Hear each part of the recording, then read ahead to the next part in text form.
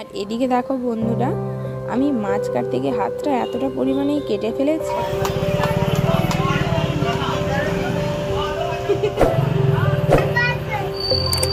একটা ছবি নিলাম।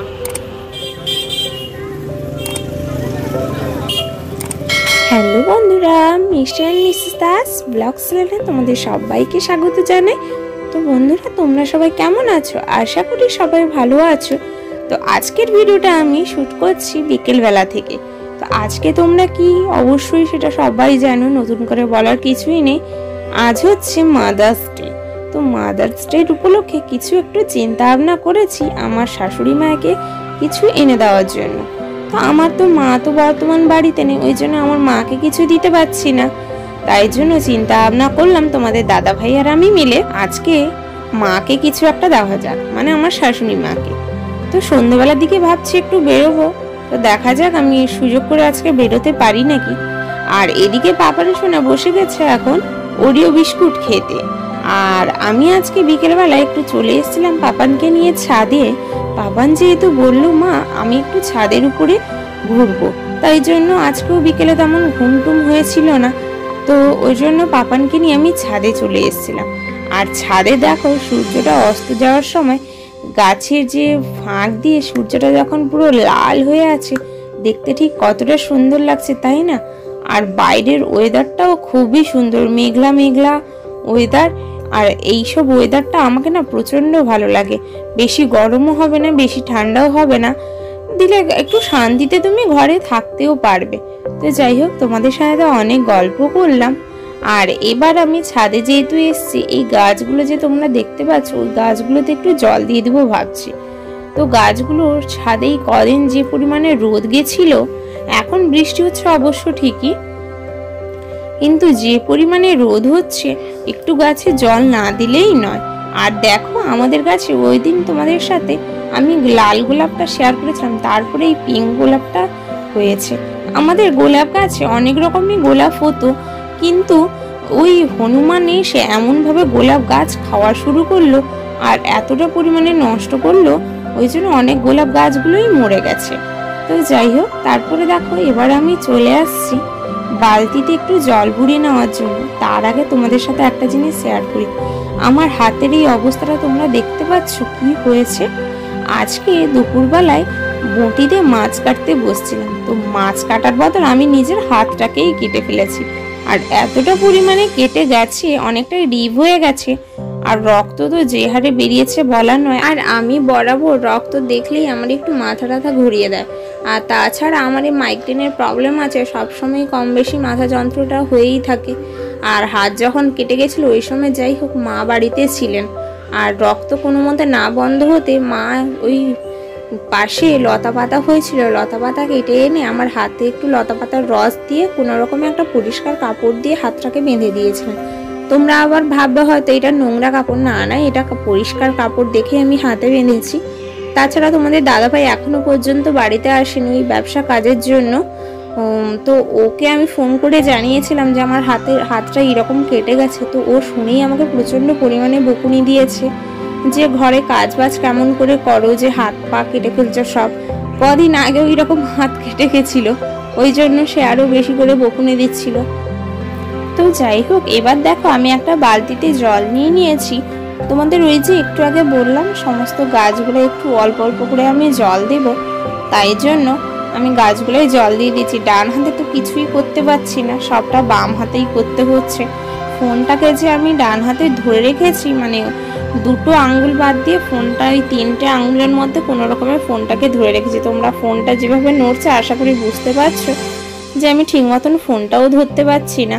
তো যাই হোক, এবার আমি চটপট করে গাছটায় জল দিয়ে দিই, তারপরে একদম তোমাদের সাথে কথা হচ্ছে। তো বন্ধুরা, এবার আমার গাছে তো জল দেওয়া কমপ্লিট হয়ে গেছে। আর আকাশে এই গরমের মধ্যে বাচ্চা কাচ্চারা কি খেলছে দেখতে পাচ্ছ? তোমরা কি দেখতে পাচ্ছ আমি কি বলতে চাইছি? হ্যাঁ বন্ধুরা, ঠিক ধরেছো। আকাশে দেখো ওই যে ঘুড়ি উড়ছে, আর ঘুড়ি উড়ানো দেখে আমাদের পাপান সোনা কেমন হচ্ছে দেখো। কি হয়েছে? ও পাপা আসলো, দিলে পাপাকে বলবে, পাপা এনে দেবে। আচ্ছা, কিছুক্ষণ তো ওই ঘুড়ি নেবে কান্নাকাটি করলো, তোমরা দেখতে পেলে।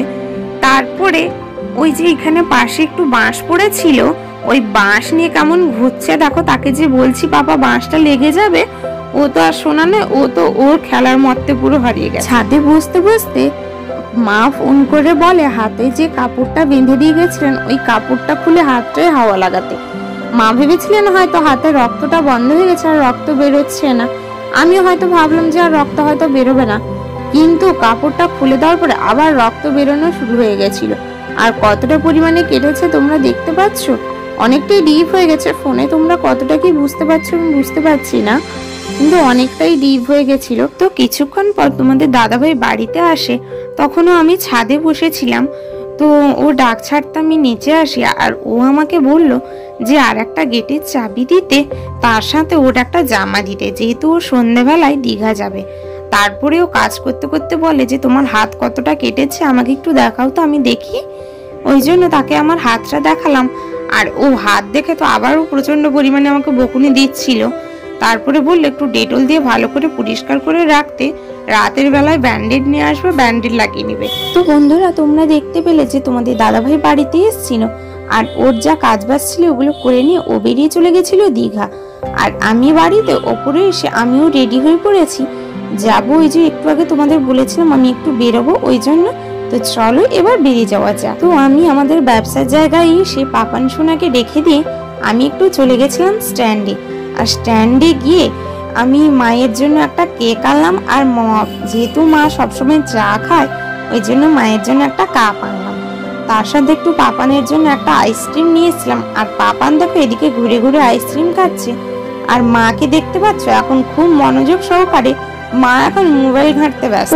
ব্যবসার জায়গায় কিছুক্ষণ বসার পর আমার যে ওই যে ছোট মাসি শাশুড়ি বড় মেয়ে, ও মাদার্স ডে উপলক্ষে একটা বাড়িতে কেক বানিয়েছিল, ওটাই প্রথমে মা আর মাসি কেটে নিচ্ছে। তারপরে আমি যে কেকটা এনেছি ওটাও কেটে নেবে। তো পাপান সোনাকে তোমরা মাঝখানে দেখতে পাচ্ছ, ও তো কেক কাটার সময় নেই, ওর হাতে যে ফোন পেয়ে গেছে ও তো তেমনি ফোন নিয়েই ঘাঁটতে ব্যস্ত। তো মাসি শাশুড়ির যে বড় মেয়ে ঘরে যে কেকটা বানিয়েছিল সত্যি খেতে দুর্দান্ত হয়েছিল। তো যাই হোক, মাসিদের কেকটা কেটে নেওয়ার পরে এবার আমি যে কেকটা নিয়েছিলাম ওটা এখন কাটার জন্য প্রস্তুতি চলছে। আর আমি এই কেকটাই নিয়েছিলাম। কেকটা কেমন হয়েছে তোমরা কিন্তু অবশ্যই কমেন্ট করে জানিও।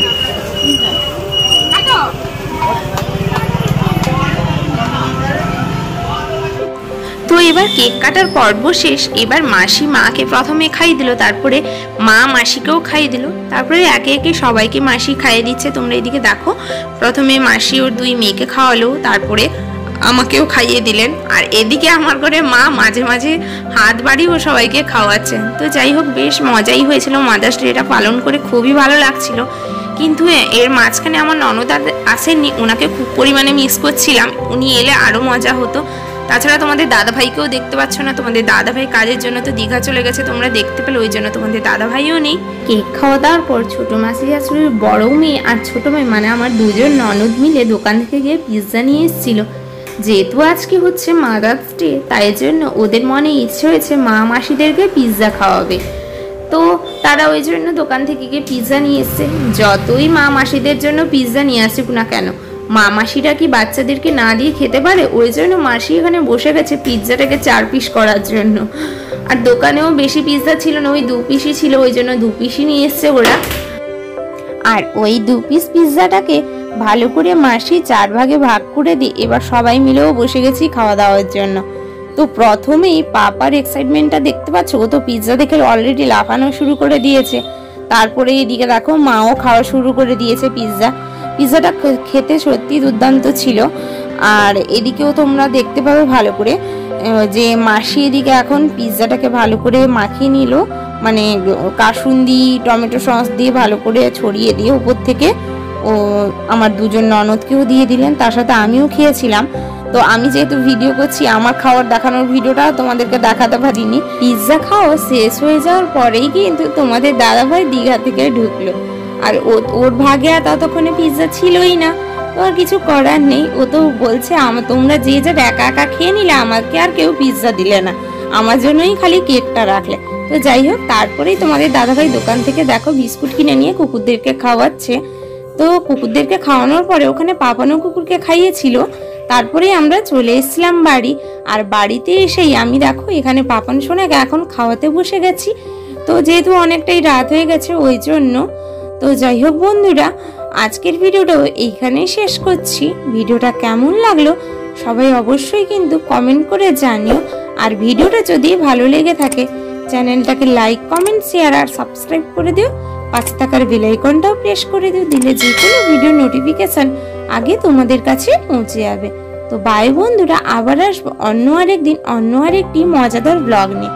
ততক্ষণ সঙ্গে থেকো, সুস্থ থেকো আর সবাইকে ভালো রেখো। আর হ্যাঁ বন্ধুরা, তোমরা হয়তো ভাববে যে আমার ব্যথা হাতে আমি পাপান সোনাকে খাওয়াচ্ছি কেমন করে। যে আঙ্গুলটায় ব্যথা ওই আঙ্গুলটাই তো আর পাপানকে আমি খাওয়াতে পারছি না। ওই আঙ্গুলটা বাদ দিয়ে বাকি যে 4টে আঙ্গুল আছে ওই আঙ্গুল দিয়ে পাপানকে খাওয়াতে হচ্ছে কোনো রকমে। যেহেতু ছোট বাচ্চা, ও তো আর একা হাতে খেতে পারবে না, কষ্ট হলেও কিছু করার নেই, ওকে তো খাইয়েই দিতে হবে। তো যাই হোক, আজকের মতন চলি বন্ধুরা, টাটা।